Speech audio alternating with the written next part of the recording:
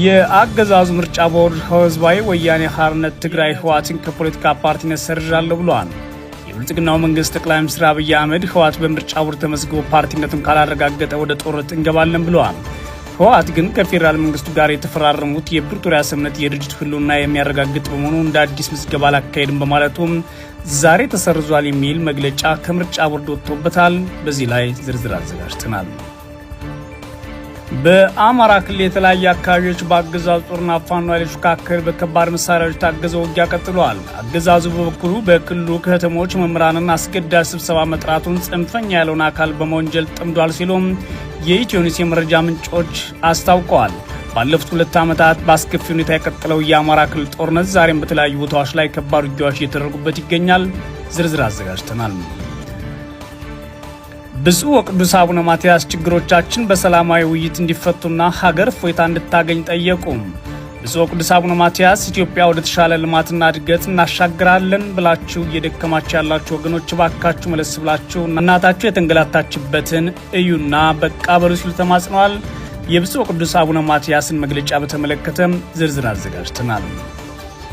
ዘለንስኪ ከፑቲን ጋር የሚካሄደው ቀጥተኛ ንግግር እንዲሳካ ማንኛውንም ነገር ለማድረግ ቃል ገቡም። የዩክሬን ፕሬዝዳንት ቮሎዲሚር ዘለንስኪ የቱርኩ ፕሬዝዳንት ሬሴፕ ጣይብ ኤርዶዋንን ለማግኘት አስቀድሞ ወደ አንካራ እንደሚሄዱም ታውቋል። የሩሲያው አቻቸው የሆኑት ፑቲን ግን በቅርብ ሰዓታት ውስጥ ወደ አንካራ አይሄዱም የተባለ ሲሆን መቼ ይሄዳሉ የሚለውን በተመለከተ እስካሁን ድረስ አልተረጋገጠም ይላል ዘገባው። በዝርዝር እንመለከታለን። ተመልካቾቻችን ወደ ዝርዝሩ አልፋለሁ፣ አብራችሁ ይቆዩ። የአገዛዙ ምርጫ ቦርድ ህዝባዊ ወያኔ ሓርነት ትግራይ ህወሓት ከፖለቲካ ፓርቲነት ሰርዣለሁ አለ። የብልጽግና መንግስት ጠቅላይ ሚኒስትር የሆኑት አብይ አህመድ ህወሓት በምርጫ ቦርድ ከተሰረዘና ፓርቲነቱ ካልተረጋገጠ ወደ ጦርነት እንገባለን ብለዋል። ህወሓት ግን ከፌዴራል መንግስቱ ጋር የተፈረመውን የፕሪቶሪያ ስምምነት የድርጅቱን ህልውና የሚያረጋግጥ በመሆኑ አዲስ ምዝገባ አልፈልግም በማለቱ ዛሬ መሰረዙ ታውቋል። የብልጽግናው ጠቅላይ ሚኒስትር አብይ አህመድ የችግሮች ሁሉ መፍቻ የሚያደርጉት ጦርነት አሁንም ድጋሚ ሊገቡበት የሚያስችል እድል ከምርጫ ቦርዳቸው በኩል አግኝተዋል። አብይ ህወሓት ህጋዊ ካልሆነና ወደ ምርጫ ካልገባ ወደ ጦርነት እንገባለን ያሉት ከወራት በፊት ነበር። ከዚህ በፊት አስቀድሞ በፈረንጆቹ 2020 በተጀመረው ጦርነት በተመሳሳይ ወይዘሪት ብርቱካን ሚደቅሳ የሚመሩት ምርጫ ቦርድ ለህወሓት እውቅና መንፈግና የተካሄደውን የትግራይ ክልል ምርጫን አልቀበልም በማለት ነበረ አብይ አህመድ ወደ ጦርነት የገቡትም። ታዲያ ዛሬም አብይ ወደ ጦርነት እንገባለን በማለት የተናገሩት ከምርጫ ቦርድ የዋስ ሰርተፍኬት ጋር ማግኘት አለማግኘት ጋር ተያይዞ ቢሆንም በዛሬው ዕለት ፓርቲው መሰረዙ ተከትሎ ጠቅላይ ሚኒስትሩ ወደ ጦርነት የሚገቡበትን እድል እንዳገኙ ብዙዎች የሚያስማማ ሆኖላቸዋል። እኔ በፈልግም ባልፈልግም ዋጋ የለውም። ምርጫ ቦርድ ካልተቀበለው ቲፒኤልኤፍን ህጋዊ ፓርቲ ካላለው በምርጫ ሊሳተፍ አይችልም፣ መንግስት ሊሆን አይችልም። ምን ማለት ነው? ተመልሰን ደግሞ ጦርነት እንገባለን ማለት ነው። ይህ የአብይ አህመድ ወደ ጦርነት የመግባት ስሌት ወይም ስልት በምርጫ ቦርድ በኩል ህወሓትን ሰርዣለሁ በሚል ዛሬ ተበስሯል። በሚቀጥሉት ጊዜያት ምን ሊፈጠር እንደሚችል ባይታወቅም በህወሓት በኩልም ሆነ በጠቅላይ ሚኒስትሩ በኩል ግልጽ የሆኑ የጦርነት እንቅስቃሴዎችና ፍላጎቶች እየተስተዋሉ ይገኛሉ። አንዳንዶች እንደሚሉት ደግሞ ህወሓት ከምርጫ ቦርድ በኩል አሁን ላይ ተሰረዘ ማለት የፕሪቶሪያው ስምምነት መፍረስ ዋነኛ ምልክት ነው ይላሉ። ለዚህም በማስረጃነት የሚያቀርቡት ህወሓት በፕሪቶሪያው ስምምነት ላይ አንድ አካል ሆኖ ፈርሟልና በዛ ያለው የውሉ ሂደት በሙሉ ከህወሓት ጋር የተያያዘ በመሆኑ እውቅና ያለውም ማለት አገዛዙ እውቅና ከለው ኃይል ጋር ነው የፈረመው ማለት ነው በማለት ይናገራሉ። በጊዜው አስተዳደር ውስጥ ይሳተፉ የነበሩና በፕሪቶሪያው ስምምነት ተሳትፈዋል የተባሉ 2 አመራሮች አቶ ጌታቸው ረዳና ሌተናል ጀነራል ጻድቃን ገብረትንሳኤ አሁን ላይ ከጊዜው አስተዳደሩም ሆነ ከህወሓት መውጣታቸውን ተከትሎ የፕሪቶሪያው ስምምነት በራሱ አደጋ ውስጥ መግባቱን አስቀድሞ ሊታሰብ ይገባ ነበር የሚሉም አሉ። የኢትዮጵያ ብሔራዊ ምርጫ ቦርድ ነው ብሎ የሚጠራውና የብልጽግናው መንግስት እንደፈለገ የሚዘውረው ምርጫ ቦርድ ዛሬ ባወጣው መግለጫ እንዳስታወቀው ህወሓት ከየካቲት 5 2017 ጀምሮ እግድ በመጣል ህወሓት የሚጠበቅበትን የእርምት እርምጃ እንዲወስድ የሰጠው ጊዜ መጠናቀቁ በድርጅቱ ላይ የመሰረዝ ውሳኔ አሳልፌያለሁ ብሏል። ከ4 ዓመት በፊት በትግራይ ውስጥ ከተቀሰቀሰው ጦርነት ጋር በተያያዘ በአገሪቱ ምክር ቤት በሽብር ቡድንተኝነት ተፈርጆ የነበረው ህወሓት በኃይል እንቅስቃሴ ውስጥ በመሳተፍ በብልጽግና ምርጫ ቦርድ ተሰርዞ እንደነበር ይታወቃል። ህዝባዊ ወያኔ ሓርነት ትግራይ በአመፅ ድርጊት በመሳተፉ የተነሳ በአዋጅ ቁጥር 1162/2011 አንቀጽ 98 መሰረት ከፖለቲካ ፓርቲነት መሰረዙ ምርጫ ቦርድ ዛሬ ባወጣው መግለጫ ላይ አስታውሷል። ነገር ግን በፌዴራል መንግስቱና በትግራይ ታጣቂዎች መካከል ለ2 ዓመታት ሲካሄድ የቆየውን ጦርነት በፕሪቶሪያ ስምምነት መቋጨቱ ተከትሎ የኢትዮጵያ የምርጫ ቦርድ የፖለቲካ ፓርቲዎች ምዝገባና የምርጫ ስነ ስርዓት አዋጅን ለማሻሻል በወጣ አዋጅ አማካኝነት ህወሓት በልዩነት አለመዝገብ ችሎ ነበር ይላል ምርጫ ቦርድ። የምርጫ ቦርድ የዛሬ የፓርቲውን መሰረት አስመልክቶ በወጣው መግለጫ እንዳስታወቀው በአዋጅ ቁጥር 1332 ዝባር 2016 ተከትሎ በወጣ መመሪያ ቁጥር 25 2016 እና ቦርዱ ምዝገባውን ተከትሎ እንዲፈጸም የሰጠው ትዕዛዝ ህወሓት ባለማክበሩ በተለያዩ ጊዜያት ማሳሰቢያ ቢሰጥም ፓርቲው ህግ የተጣለበትን ግዴታ አልፈጸመም ብሎታል። ከዚህም ባሻገር ፓርቲው አምኖበትና ተስማምቶ ከቦርዱ የተቀበለው የፓርቲነት ሰውነት ማረጋገጫ አላውቀውም ማለቱን በመጥቀስ ህጋዊ ሰውነት በዚህ ሰነድ አይረጋገጥም ማለቱን ገልጾ ህግና መመሪያን ለማክበር ፈቃደኛ ባለመሆን መቆየቱ ቦርዱ በመግለጫው ላይ ጠቅሷል። ፓርቲው በልዩ ሁኔታ ሲመዘገብ በህጉ ላይ የተዘረዘሩት ሰነዶች የፓርቲ ፕሮግራም፣ የፓርቲውን መተዳደሪያ ደንብ እና የፓርቲውን አመራሮች ስም ዝርዝር ከፊርማ ጋር ለቦርዱ መቅረቡ ይጠቅሷል። ባለፉት ወራት በተለይም እየጦዘ የመጣው የትግራይ የፖለቲካ ኃይሎች የእርስ በርስ ውጥረት ተከትሎ ጠቅላይ ሚኒስትሩ መልካም ድል አግኝተው በጊዜያዊ አስተዳደር መሪነት የነበሩትን አቶ ጌታቸው ረዳና ጓዶቻቸው የእሳቸው አማካሪና የመንግስታቸው አጠናካሪ አድርገው መሾማቸው ይታወቃል። ታዲያ በአሁኑ ሰዓት በትግራይ በኩል የተሾሙት ሌተናል ጄኔራል ታደሰ ወረደ በጠቅላይ ሚኒስትሩና በህወሓት በኩል ተቀባይነት ያላቸው ቢሆንም አሁን ላይ ያላቸው ስልጣን ታዲያ ህጋዊ ነው ወይ የሚለው ግን አልተረጋገጠም። እሳቸውም ሆኑ ሌሎች ሰዎች በትግራይ ክልል ውስጥ የሚሰሩት ከፓርቲው ከህወሓት እውቅና አግኝተው በፌዴራል መንግስት ትብብርም ጭምር መሆኑ የሚታወቅ ሲሆን በአሁኑ ሰዓት ያለው የትግራይ ክልል ጊዜያዊ አስተዳደር መሰረቱ ደግሞ የፕሪቶሪያው ስምምነት ነው የሚሉ አሉ።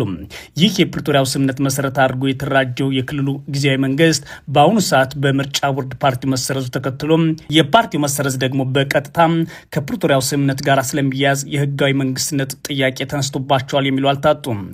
አገዛዙ ብልጽግና በአሁኑ ሰዓት ከህወሓት ጋር ለሚያደርገው ውጊያ በተለያዩ መንገዶች ዝግጅት እያደረገ የቆየ ሲሆን የህወሓት አጠቃላይ እንቅስቃሴና ቀጠናዊ ሁኔታዎች ጋር የፈጠራቸው ግንኙነትም ለዚህ ዝግጅት ላይ ያለሙ ናቸው ያሉ በርካቶች ናቸው።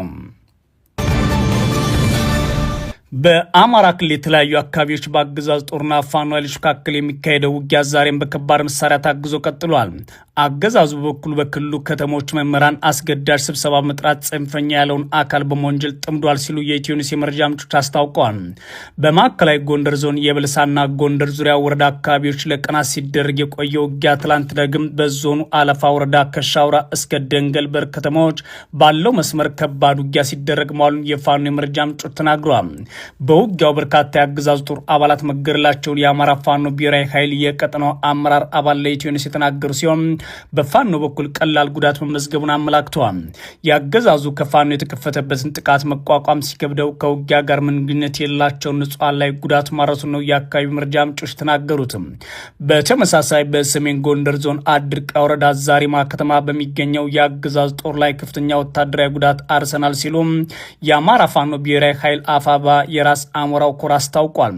በአድርቃ ወረዳ ከዛሪማ ወደ ጥራይና በመንቀሳቀስ ላይ ለማጥቃት በሚጠቀምበት ወታደራዊ ቤዙን ተጠቅሞ ለማጥቃት የተንቀሳቀሰውን የአገዛዝ ጦር በፋኖ ጸረ ማጥቃት ውጊያ እቅዱን በመቀልበስ ነባር ጦሩ ሰፈሩን የሆነውን ዛሪማን ጭምር ሰራዊታችን መቆጣጠር ችሏል ሲል ነው አፋባ ያስታወቀው። በጎጃም ቀጠና ደግሞ በዛሬው ዕለት አማራ ፋኖ ብሔራዊ ኃይል ጎጃም አጎምድር ክፍለ ጦር የብልጽግና ካሪዎች አጅቦ ከእንጅባራ ወደ ቲሊ ሲንቀሳቀስ በነበረው የአገዛዝ ጦር ወታደራዊ ተሽከርካሪ ላይ የደፈጣ ጥቃት በመፈጸም ከባድ ጉዳት ማድረሱን አስታውቋል። በተመሳሳይ በምስራቅ ጎጃም ዞን እነማይ ወረዳ ወይራ ጉሬዛ አካባቢ የፋኖ ኃይሎች በፈጸሙት ጥቃት የአገዛዙ መከላከያና ሚሊሻ አባላት ላይ የሞትና የአካል ጉዳት መድረሱን ለማወቅ ተችሏል። ጥቃቱን ተከትሎ የአገዛዙ ጦር ሁለት የአካባቢ ነዋሪዎች የሆኑት ንጹሐንን ገድሏል ሲሉ የአካባቢ ነዋሪዎች ተናግረዋል። በዞኑ ጎንቻ ግንደወይን ከተማ ደግሞ የፋኖ ኃይሎች በከፈቱት ውጊያ የአገዛዙ አድማ ብተና ሻምበል መሪን ጨምሮ 9 አባላት ሲገደሉ 5 ደግሞ ቆስለዋል ሲሉ የፋኖ የመረጃ ምንጮች ለኢትዮኒውስ ተናግረዋል።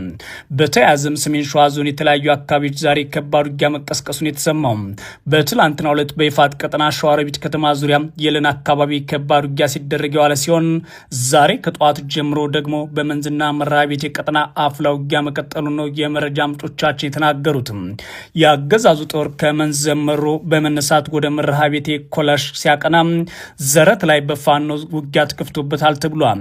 የፋኖ የደፈጣ ጥቃት ተከትሎ የተቀሰቀሰ ውጊያ ይህ ዘገባ እስከተጠናከረበት ጊዜ ድረስ መቀጠሉን የተናገሩ የፋኖ የመረጃ ምንጮች በውጊያ የደረሰውን ጉዳት ለማጣራት ጊዜው አልቻለም ብለዋል። በተመሳሳይ ላይ ቤት መርሃ ቤቴና ችንጉር የተባለ አካባቢ ደግሞ በከባድ መሳሪያ የታገዘ ውጊያ እየተደረገ እንደሚገኝ ተሰምቷል።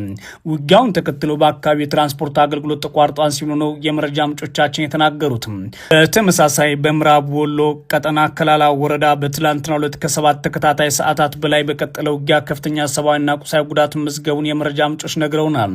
በከላላ ወረዳ 025 በተባለ አካባቢ በአገዛዝ ጦርና በፋኖ መካከል በተደረገ ውጊያ ከ40 በላይ የአገዛዝ ጦር አባላት የሞትና የአካል ጉዳት ደርሶባቸዋል ተብሏል።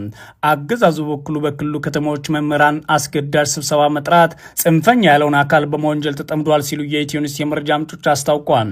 ለዚሁ ስብሰባ ሲባል ሰነድ አዘጋጅቶ የቀረበው አገዛዙ በአማራ ክልል በጦርነቱ ለደረሰው ጉዳት ሁሉም ጽንፈኛ ሲል የጠራው ፋኖ ጥያቄ አድርጎ አቅርቧል ብለዋል። የስብሰባ ተሳታፊ የመረጃ ምንጮቻችን የአገዛዙ የብልጽግና ካድሬዎች በሚመሯቸው የመምህራን ስብሰባ መድረኮች ላይ በዋናነት ጽንፈኞች እናንተና ትምህርት ስርዓቱን ነው እየጎዳ ያለው፣ ስለዚህ ከኛ ጋር ሁናችሁ እንታገለው በሚል ለማግባባት እየሞከረ ነው ሲሉ ተናግረዋል። አገዛዙ ይሁነኝ ብሎ በድሮና በከባድ መሳሪያዎች ስለወደማቸው ትምህርት ቤቶች፣ ስለገደላቸው መምህራንና ተማሪዎች፣ ወታደራዊ ካምፕ ስላደረጋቸው የትምህርት ቤት ተቋማት ትንፍሽ ሳይል በአንጻሩ ሁሉም በጦርነቱ የተፈጸሙ ጥፋቶችን ጽንፈኛ ሲል ለጠራው አካል ሰጥቷል ብለዋል። የስብሰባው ተሳታፊዎች መምህራኑ እንደሚሉት ከሆነ በክልሉ ምንም እየተደረገ እንዳለ ጠንቀው የሚያውቁ ናቸው። ስብሰባውን በዋናነት መምህራን ልክ እንደ ጤና ባለሙያዎች መሰረታዊ ጥያቄ አላቸው። የአሁኑ የአገዛዙ ካድሬዎች ተልዕኮ ይህን ጥያቄ እንዳናነሳ በስብሰባ ለመወጠር ካልሆነ በቀር የሚያመጣው ለውጥ አይኖርም ሲሉ ነው ተሳታፊዎች የተናገሩት። አገዛዙ በተመሳሳይ በአዲስ አበባ ከተማ መምህራን ለስብሰባ ጠርቶ አሁን ላይ ችግሮቻችሁ መፍታት የሚያስችልና ጽንፈኝነት የሚታይባቸው የመንግስት አሰራርን የማትገነዘቡ ጊዜያዊ ችግሮችን ማለፍ ጥረት የማታደርጉ ማለት መምህራን እየወነጀለ ይገኛል ተብሏል። በአዲስ አበባ ከተማና በመላው ሀገሪቱ የጤና ባለሙያዎች የጠሩት አድማ የቀጠለ ሲሆን መምህራንና ሌሎች የመንግስት የሲቪል ሰርቪስ ሰራተኞች በሚቀጥሉት ቀናት አድማ ያደርጋሉ ተብሎ መነገሩን ቀጥሎ አገዛዙ በአሁኑ ሰዓት ከፍተኛ ቁጥር ያላቸውን የሲቪል ሰርቪስ ሰራተኞች ማለት መምህራንን በተለያዩ ቦታዎች ሰብስቦ እያወናበረ ይገኛል ማለት የመረጃ ምንጮቻችን ነግረውናል። የኢትዮጵያ ኦርቶዶክስ ተዋሕዶ ቤተክርስቲያን ሊቀ ጳጳስ የኢትዮጵያ ኦርቶዶክስ ተዋሕዶ ቤተክርስቲያን ፓትርያርክ ብፁዕ ወቅዱስ አቡነ ማትያስ ችግሮቻችን በሰላማዊ ውይይት እንዲፈቱና ሀገር እፎይታ እንድታገኝ ጠየቁም። ብፁዕነታቸው ኢትዮጵያ ወደ ተሻለ ልማትና እድገት እናሻገራለን ብላችሁ እየደከማችሁ ያላችሁ ወገኖች ባካችሁ መለስ ብላችሁ እናታችሁ የተንገላታችበትን እዩና በቃ በሉ ሲሉ ተማጽነዋል። የኢትዮጵያ ኦርቶዶክስ ተዋሕዶ ቤተክርስቲያን ፓትርያርክ ብፁዕ ወቅዱስ አቡነ ማትያስ የሚያግባቡ ጉዳዮች ተፈልገው ችግሮች በሰላማዊ ውይይት እንዲፈቱ ማድረግ እናት ሀገር እፎይታ እንድታገኝ እንዲደረግ ነው የጠየቁትም። በተለያየ ምክንያት ከሲኖዶስ የወጡ ወገኖች እንዲመለሱ ማድረግ የቤተ ክርስቲያኗ ሲኖዶስ ጉባኤ ተቀዳሚ ተልእኮ እንደሆነም ፓትርያርኩ አሳስበዋል። የቤተ ክርስቲያን ፓትርያርክ ይህንን ጥሪ ያስተላለፉት ዛሬ ረቡዕ ግንቦት 6 2017 ዓ.ም በተጀመረው ዓመታዊ የርክበ ካህናት የቅዱስ ሲኖዶስ ምልዓተ ጉባኤ ላይ ባደረጉት ንግግር ነው። ዛሬ የተጀመረው የጉባኤ የቤተ ክርስቲያኗ መንፈሳዊ፣ ማህበራዊ፣ ኢኮኖሚያዊ፣ አስተዳደራዊ አፈጻጸሞች በመገምገም ለቀጣይ የስራ አቅጣጫ የሚያስቀምጥ እንደሆነ ቅዱስ ፓትርያርኩ በመክፈቻ ንግግራቸው ላይ ገልጸዋል። አቡነ ማትያስ በአሁኑ ሰዓት የኢትዮጵያ ኦርቶዶክስ ተዋሕዶ ቤተክርስቲያን በሁሉም የዓለም ክፍሎች እንደምትገኝ መናገራቸውን በቤተክርስቲያኗ መገናኛ ብዙሃን ማህበራዊ ሚዲያ ላይ የተሰራጨው የቅዱስ ፓትርያርኩ ንግግር ያመለክታል። የሲኖዶስ መንበር በሚገኝበት ምድር ኢትዮጵያ ከመቼውም የተሻለ ስራ በመስራት ለእግዚአብሔር መታዘዝ፣ ህዝቡን ማገልገል ይገባናል ሲሉ የሲኖዶስ አባላትን ጭምር አሳስበዋል። አቡነ ማትያስ በዚህ ንግግራቸው በተለያየ ምክንያት ከሲኖዶስ የወጡ ወገኖች ምራቸውንም ጠቅሰዋል። ሁላችን እንደምንገነዘበው በሲኖዶስ ያልታቀፉ ብዙ ወገኖች በሀገር ውስጥ አሉ። እነዚህ ወገኖች አንዳንዶች በተለያየ ምክንያት ከኛ የወጡ ናቸው ይላሉ። ብፁዕ ቅዱስ አቡነ ማትያስ ከሲኖዶስ ወጥተዋል ያሏቸውን ወገኖች ለይተው ባይጠቅሱም በትግራይ የኢትዮጵያ ኦርቶዶክስ ተዋሕዶ ቤተክርስቲያን አባቶች የራሳቸው ቤተክርስቲያን እንዳቋቋሙ ይታወቃል። የሃይማኖት አባቶቹ የትግራይ ኦርቶዶክስ ተዋሕዶ ቤተክርስቲያን መንበረ ሰላማ የተባለ ቤተ ክህነት የመሰረቱት የትግራይ ጦርነት ተከትሎ በተፈጠረ ልዩነት ነው።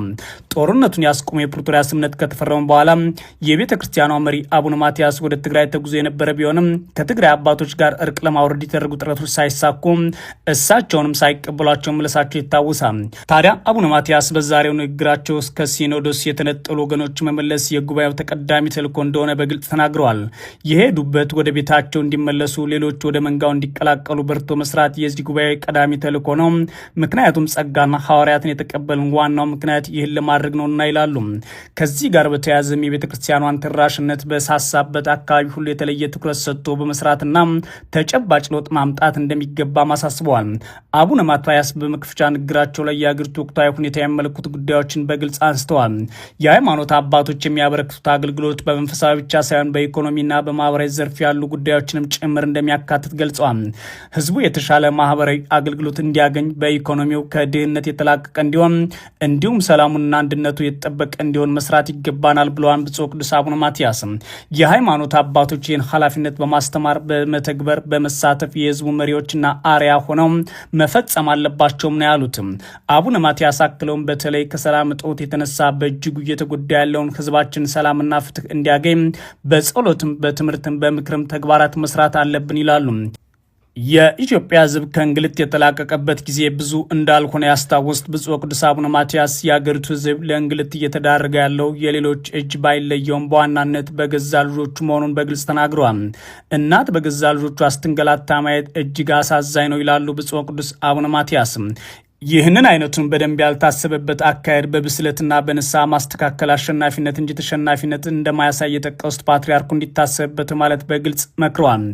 አቡነ ማትያስ ከዚህ አንጻር ኢትዮጵያ ወደ ተሻለ ልማትና እድገት እናሻግራለን ብላችሁ እየደከማችሁ ያላችሁ ወገኖች እባካችሁ መለስ ብላችሁ እናታችሁ የተንገላታችበትን እዩና በቃ በሉ ሲሉ ተማጽነዋል።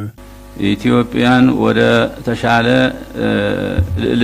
ተሻለ ልማትና እድገት እናሻግራለን ብላችሁ እየደከማችሁ ያላችሁ ወገኖቻችን እባካችሁ መለስ ብላችሁ እናታችሁ የተንገላታችበትን እዩና በቃ በሉ። ሁሉን የሚያግባባ ነገር ፈልጉና ችግሮቹን በሰላማዊ ውይይት ፍቱ። በዚህ አማራጭ እናት ሀገር እፎይታ እንድታገኝ አድርጉ። ይህንም ለውድ እናት የሚደረግ ካሳ አድርጋችሁ ውሰዱት። ሁሉንም የሚያግባባ ነገር ፈልጉና ችግሮቻችን በሰላማዊ ውይይት ፍቱም። በዚህ አማራጭ እናት ሀገር እፎይታ እንድታገኝ አድርጉ ሲሉም የሰላም አማራጭ እንዲታይ ጥሪ አቅርበዋል። ይህ አማራጭ መከተል ለውድ እናት የሚደረግ ካሳ አድርጋችሁ ውሰዱት ያሉት ቅዱስ ፓትርያርኩም የቤተ ክርስቲያኗ ወቅታዊ መልእክትና ጥሪ ይህ እንደሆነም እወቁልኝ ሲሉ ተናግረዋል። ዘለንስኪ ከፑቲን ጋር የሚካሄደው ቀጥተኛ ንግግር እንዲሳካ ማንኛውም ነገር ለማድረግ ቃል ገቡ። የዩክሬን ፕሬዝዳንት ቮሎዲሚር ዘለንስኪ የቱርኩ ፕሬዝዳንት ረሲፕ ጣይብ ኤርዶዋን ለማግኘት አስቀድሞ ወደ አንካራ እንደሚሄዱ ማስታውቀዋል። ከሩሲያ አቻቸው ጋር ሐሙስ ዕለት በሚያደርጉት ቀጥተኛ ንግግር ላይ እንደሚገኙም ነው በግልጽ የተናገሩት። ስብሰባው እንዲካሄድ ማንኛውም ነገር እናደርጋለን ሲሉ ከኪየቭ በተሰበሰቡ ጋዜጠኞች ተናግረዋል። ሩሲያ እስካሁን ድረስ በአንካራ በሚካሄደው ቀጥተኛ ንግግር ላይ ማን እንደሚሳተፍ ግን አላሳወቀችም። ፑቲን እና ዘለንስኪ እንደ አውሮፓውያኑ ታህሳስ 2019 ወዲህ ፊት ለፊት ተገናኝተው አያውቁም። በሁለቱ ሀገራት መካከል ቀጥተኛ ውይይት የተካሄደው ሩሲያ ወረራዋን በፈጸመች ጥቂት ጊዜያት ውስጥ እንደ አውሮፓውያን አቆጣጠር በ2022 መጋቢት ወር ላይ ነበር። በቱርክ ያለምንም ቅድመ ሁኔታ የሚደረገው ቀጥተኛ ውይይት የጠሩት የሩሲያው ፕሬዝዳንት ሲሆኑ ያንን ተከትሎ ዘለንስኪ ራሳቸው ወደ አንካራ እንደሚሄዱ አስታውቀው ፑቲን ተመሳዩን እንደሚያደርጉ ተናግረዋል። አሜሪካ ከፍተኛ የልዑክ ቡድን ወደ ስፍራው ትልካለች ተብሎ ይጠበቃል ይላል ቢቢሲ በዘገባው። ዘለንስኪ ማክሰኞ ዕለት ወደ ቱርክ እንደሚሄዱ በተናገሩበት ወቅት ሩሲያ በድርድር ላይ የሚሳተፉትን አካላት እንድታሳውቅ ጫና መፍጠር መፈለጓን በግልጽ ያስታውቅ ነበር። ክሬምሊን ከዚህ በፊት ጫና ለመፍጠር መሞከር ረብ የለሽ ነው ስትል ያስጠነቀቀች ሲሆን ለሚቀመጡ መስፈርቶች ምላሽ እንደማትሰጥም ተናግራለች። ሩሲያ ጦርነቱን ከመሰረቱ ለመፍታት በ2022 ወረራውን ከመፈጸም በፊት አስቀምጣቸው የነበሩ እና በኪየቭ በተደጋጋሚ ውድቅ የተደረጉ ጠንካራ ቅድመ ሁኔታዎች ላይ ማተኮር ትፈልጋለች ይላሉ ዘገባዎች። የዩክሬን ፕሬዝዳንት ፕሬዚዳንት ከፑቲን ጋር በኢስታንቡል ለመገናኘት በዝግጅት ላይ ያሉ ቅድሚያ የሚሰጡት የ30 ቀናት የተኩስ አቁም ስምምነት ማረጋገጥ መሆኑን ተናግሯል። ይህ በሁሉም የዩክሬን አጋር ሀገራት አሜሪካን ጨምሮ ከስምምነት የተደረሰበት ጉዳይ ነው ብሏል ቢቢሲ። ዘለንስኪ ፑቲን እሁድ ምሽት በቱርክ ቀጥታ ንግግር እንዲደረግ ያቀረቡት ግብዣ ኬቭ ቅርቃር ውስጥ ለመክተት ያለመ ነበር ብለዋል። በባህረ ሰላጤው ሀገራት በጉብኝት ላይ ያሉት የአሜሪካው ፕሬዝዳንት ዶናልድ ትራምፕ ነገሮች በታቀረላቸው መንገድ የሚሄዱ ከሆነ ወደ ኢስታንቡል ሊሄዱ እንደሚችሉ ፍንጭ ሰጥተዋል። የአሜሪካ ልዩ መልእክተኛ ስቲቭ ዊትኮፍ እና ኪት ኪሎንግ በዕለቱ ወደ ኢስታንቡል እንደሚያመሩ የተገለጸ ሲሆን እስካሁን ድረስ ትራምፕ ወደ ስፍራው የሚሄዷቸው ነገር አልታወቀም። ክሬምሊ በበኩሏ ፑቲን ራሳቸው በቀጥተኛ ንግግሩ ላይ ይሳተፋሉ የሚለውን መላምት አጣጥላለች። የክሬምሊ ቃል አቀባይ ዲሚትሪ ፔስኮቭ ሩሲያ ሐሙስ ዕለት ለሚካሄደው ድርድር ዝግጁ ማድረጓን ቀጥላለች፣ አሁንም ማለት የምንችለው ይህ ብቻ ነው ብለዋል። ምክትል የውጭ ጉዳይ ሚኒስትር ሰርጌይ ሪያብኮቭ ማክሰኞ ዕለት ከ2022 ጀምሮ በከፊል በሩሲያ የተያዙትን 4 የዩክሬን ደቡብ ምስራቅ ግዛቶች ጠቅሰው ሞስኮ በመሬት ላይ ያለ እውነታ ከግምት ውስጥ በማስገባት በኃላፊነት ንግግሮችን ለማካሄድ ተዘጋጅታለች ብለዋል። በተጨማሪም ሞስኮ ወረራ ከመፈጸሟ በፊት ያቀረበችውን ጥያቄ መድገም ዩክሬንና ምዕራባውያን አጋሮች እንደ ቅድመ ሁኔታ ያዩታል ብለዋል። ሪያብኮቭ ዩክሬን ስምምነቱን አክብራ ትቆያለች የሚለው ላይ ጥርጣሬ እንዳላቸው ገልጸዋል። የአውሮፓ ህብረት የውጭ ጉዳይ ፖሊሲ ኃላፊ ካጃ ካላስ ዘለንስኪና ፑቲን ፊት ለፊት ቢነጋገሩ ጥሩ እርምጃ ነው ካሉ በኋላ ፑቲን የሚደፍር አይመስለኝም ብለዋል። ዘለንስኪ ፑቲን ፊት ለፊት ለመገናኘት ፈርቷል ሲሉ ተናግረዋል። የፕሬዝዳንት ጽሕፈት ቤት ኃላፊ አንድሪ ያማርክ የሩሲያ ፕሬዝዳንት ወደ ኢስታንቡል የማሄዱ ከሆነ ጦርነቱን ማቆም እንደማይፈልጉ የመጨረሻ ምልክት ይሆናል ብለዋል። የዩክሬን ዋና አጋር መሪዎች እንግሊዝ፣ ጀርመን፣ ፖላንድ እና ፈረንሳይ ሩሲያ የ30 ቀን የተኩስ አቁም ስምምነት ካልተቀበለች አፋጥ ተጨማሪ ማዕቀቦች እንደሚጣል ለማስጠንቀቅ ቅዳሜና እሁድ ወደ ኪየቭ ተጉዘው ነበር። የተወዳችሁና የተከበራችሁ የኢትዮ ኒውስ ቤተሰቦች የዕለቱ መረጃዎች እነዚህ ነበሩ። ሰናይ ጊዜ እመኛለሁ።